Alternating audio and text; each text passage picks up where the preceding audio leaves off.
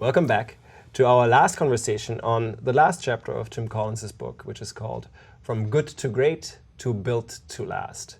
And we're here with Gina and Brian, and we're going to have this conversation sort of wrap up. It's like, what are sort of the more essential insights here, and how can an organization that has made the transition from good to great sustain it?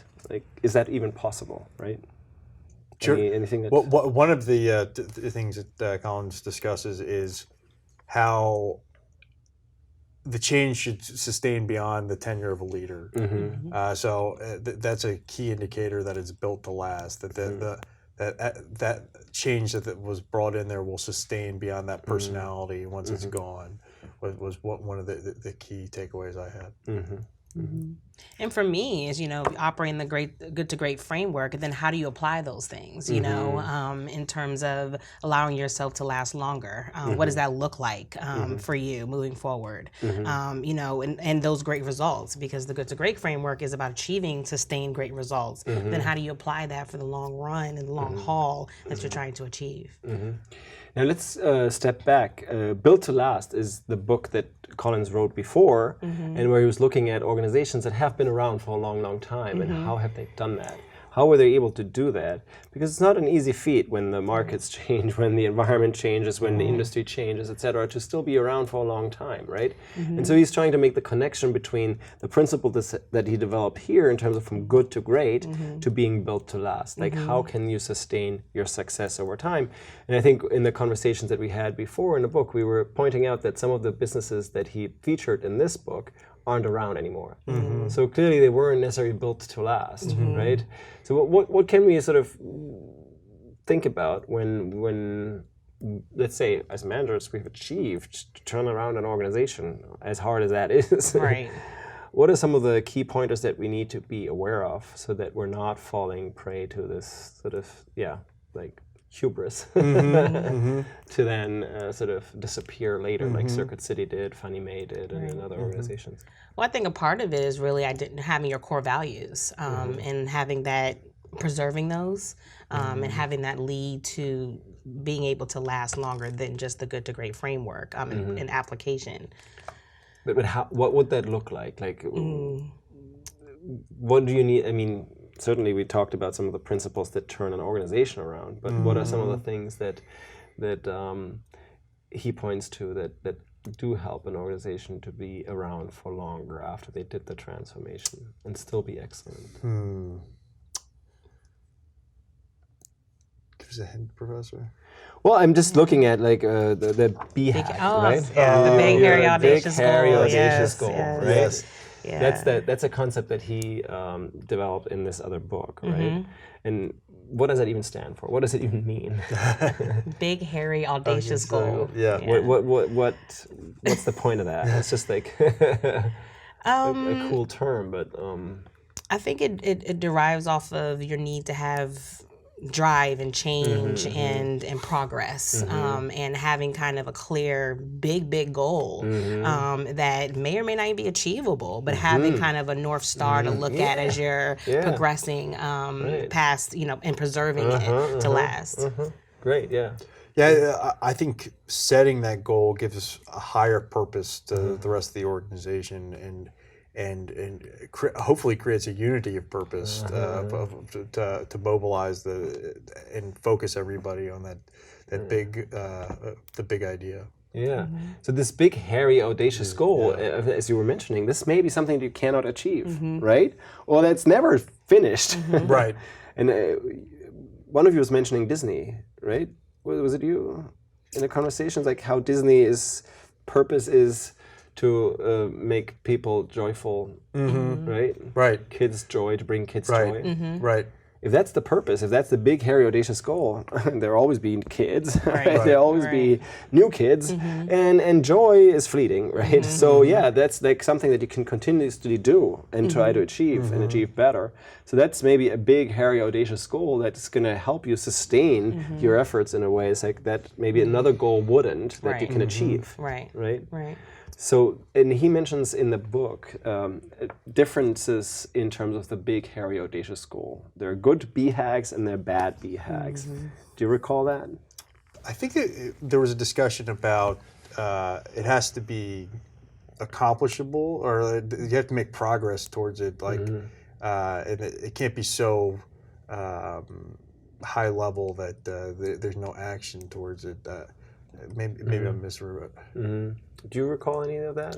I'm not recalling. So there's a mention where he says good BHAGs need to be set with understanding.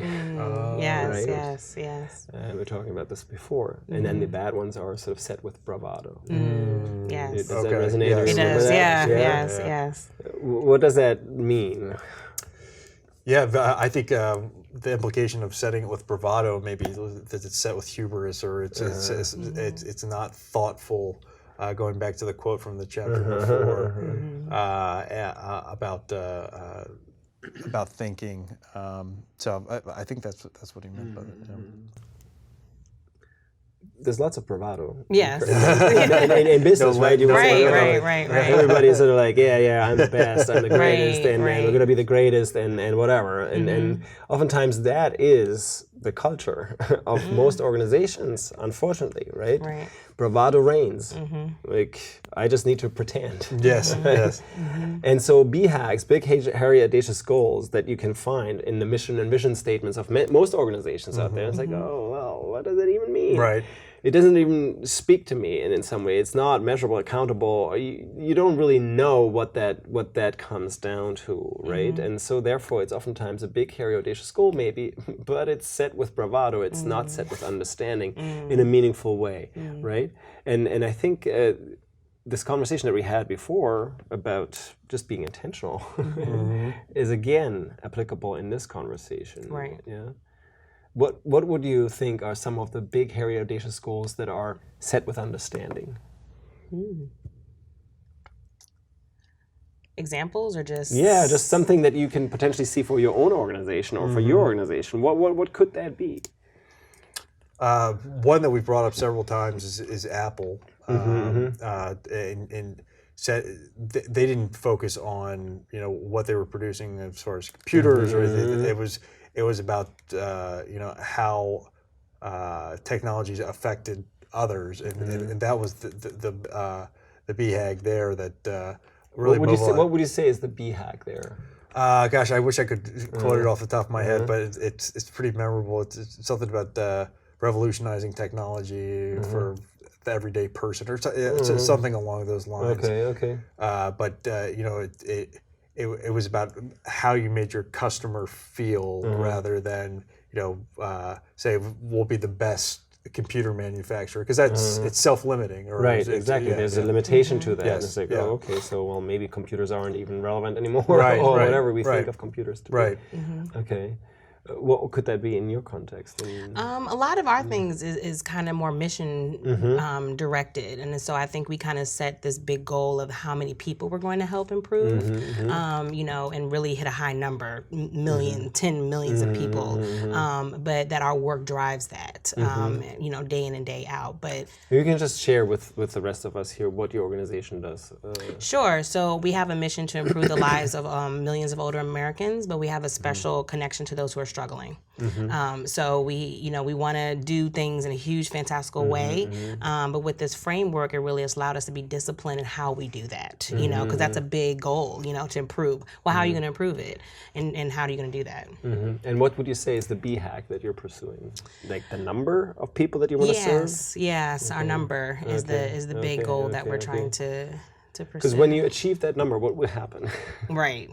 Then you're done.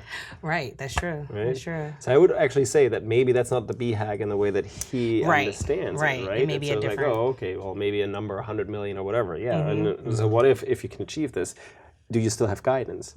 When Disney sort of says, create joy in kids or for kids. Well, that's never done, right? Right. That's never done. Our, I think I alluded to this earlier. I think this is our BHAG, although I've never called it that. We're problem fixers, so our BHAG is there's an endless amount of problems that can never be solved. But that's our identity as a. But would you then, because if we're sort of playing with this idea, would you say that is that like specific in terms of a hedgehog? Or is this so generic because everything is problem solving, possibly, right? It's like you could be solving the problem of boredom or something, right? Or you could be solving the problem of, I don't know, rainfall, something like that. Is that the problem that you're solving, or you probably are more specific than that? Yeah, so, absolutely. Right? Yeah. So solving process-oriented and training problems is really our to do what? In order to enable our customer success and those. And what does success for customers look like? In our context, is helping them fix the problems around their either training or technology. Okay, for them to do what? To execute more efficiently. Okay, efficiently, effectively, okay. So in some way, I think I want to point out how unusual this concept is of BHAGs, because we all have some kind of purpose statement, vision statement, right? But the BHAG in some way is if it's set with understanding, right? It centers again around why are you here, right? Why are you doing what you're doing? And how is it what you're doing unique, right? And problem solving may be something that many people do, not every organization maybe, but maybe this is generic in the context. And then the question would be like problem solving of what type of problem? That would be then maybe, I don't know, enabling customers to thrive or something like that, right? So to be so specific in the context of what problems you're solving that you understand, okay, this is going to be something that's eternal. That's a challenge for all time, right? That's like putting joy or creating joy for kids. That's not like done, like right? That problem is not solved, right? That is an ongoing activity, right? That's a big, hairy, audacious goal. It's like impossible to actually achieve joy for all kids all the time, right? That's impossible. But you can do it. You can do it through theme parks. You can do it through movies. And all of that is sort of like, it's like they started with comic strips, cartoons, right? And then they moved from that to the next, to the next, to the next. And then they could grow. They could be built to last in a way, because then they say, oh, you know what? There is more that can be done. There's more that needs to be done. Oh, if we're guided with understanding how we're doing it and how we are special, why we exist, etc., and how we do these things, then we can sort of grow. We can do this in different ways, and we're there because we do really serve a fundamental human need, right? We are serving a big, hairy, audacious need in many ways. And it's not just something that's set with bravado, saying, okay, we're going to serve like 200 million people, or we're going to be the biggest company in the world. And many organizations do that, right? We're going to have the biggest market share in the companies of the automotive industry. Almost always the goal seems to be, the big, hairy, audacious goal is we want to be number one. Right? That's one of the biggest kind of conversations, is like, we want to be number one. What that means is very unclear. But it's always a goal that's set against others. So it's almost like you imitate somebody else, or you need to compete with somebody else. And so, of course, that also prevents you from doing something that you are unique, because there's no competition, right? There's nobody else that creates joys for kids or something. Maybe there are other industries in that sense, but they don't necessarily see themselves in that game.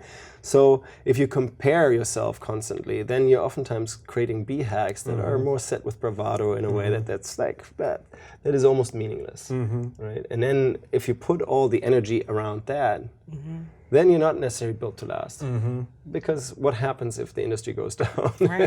What happens if the companies that you're competing with aren't there anymore, right? And so this is a very, very, very important point here that he's making, that, you know what, this is not just something that is working within the current context of business and the typical mindset. This is something that provides you access to go outside. This provides you access as an organization to truly become unique and excellent, right? Excellent means that you excel, that you are different from others, that you are seen as such. And most organizations and most managers don't necessarily think in those terms, right?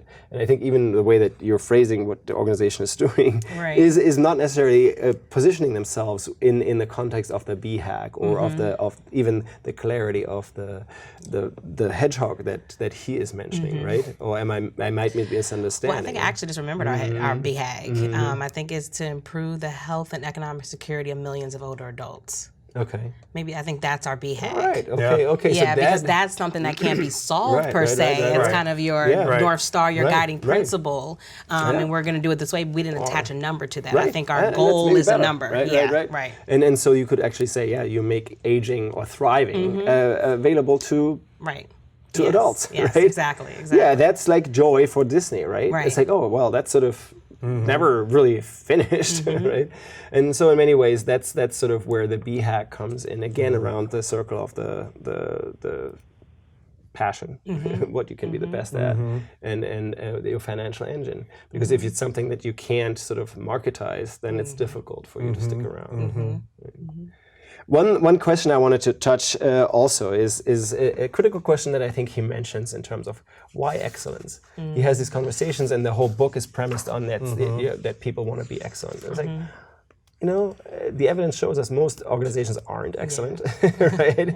And maybe they don't even intend to. Maybe they don't even care. Maybe they don't want to achieve that. Maybe good is good enough, right? What do you recall from that conversation that he puts in there with his student about why excellence? And what resonates with you there? Or what would you say? Why excellence? How would you respond to this question? Why excellence? Like just off the cuff. I'm going to speak to the students briefly. Because students, I think this is a very critical question. This underlies the whole course. This underlies the principles that we're talking about in terms of individual, team, organizational excellence. Why? Why would you care? It's not an easy question. That's what we wrote. It's not an easy question. And it's probably a good question. It's like, okay, so it's like, why would I go through excellence? Why would I even bother studying these principles? Why would I care? Because I can just get by. Right? One of the things he says is, the question of why greatness is almost a nonsense question. If you're engaged in the work that you love and care about, for whatever reason, then the question needs no answer. I guess the implication of that is that if you're doing something that you love and that you genuinely care about, then you are motivated to make it great. Yeah, to do the best you can, right? This is like this inquiry mode. It's like, you're humble. You want to learn. You want to do it better, right? There's no perfect, right? And good is not enough. It's like you're burning for better, and you have bigger problems. You have a bigger, hairy, audacious goal. You have more people that you can serve. You can have more kids, maybe that you can spark joy, and more adults that you can help with the aging process in a way that they can thrive. All of these kind of things, they're actually like. Why? Why would I not want to do it the best way I can, right? And I think this is a good and important question for you students. I want you to reflect on. It's like, what is it that you burn for? What is it that motivates you so much that you would say, it's like, good is not enough. This is what I dedicate my life to. This is what I dedicate my learning to. This is what I dedicate my energies to. Because I would say, in line with Collins, it's like it takes almost the same energy being good and being mediocre, because you need to run a lot of stories of why you're not putting more effort in, right? And you hear these stories at the water cooler in the bureaucratic cultures, in the government, in wherever you are. It's like, oh, okay, and then people have the time to just sort of like bitch and moan, right? Technical terms, of course, and just sort of spend a lot of their energy justifying why they're not doing more, right? And it's like, oh, okay, if you just did that and put that energy into like improving, getting better, you know what? It doesn't take more energy to be excellent. That's right. It's just, it's reallocating it. And oftentimes what it does, it's enlivening, right? It's enlivening. The same way that this culture of excellence, the culture of discipline, is actually giving you a meaningful reference point of what to do, where to spend energy, and because we have so many things that we could do, like it is a helpful constraint, right? And when you start thinking like that, then it's like, oh yeah, of course, every day I'm going to get better. Every day I'm going to do this. I'm going to rinse my cottage cheese. I'm going to run here. I'm going to do this, or whatever the analogy is for our own life. Right? So I want to thank you, Ryan. Thank you, Gina. And thank the students for staying and sticking around. This is, I think, a very important conversation. And I hope that you can see and make connections that go beyond the business world. and see how it's connected from the individual level to the team level to the organizational level, and how these principles of excellence, as spelled out by Collins here, are not necessarily the Bible, but they're helpful in helping us think about this with more discipline.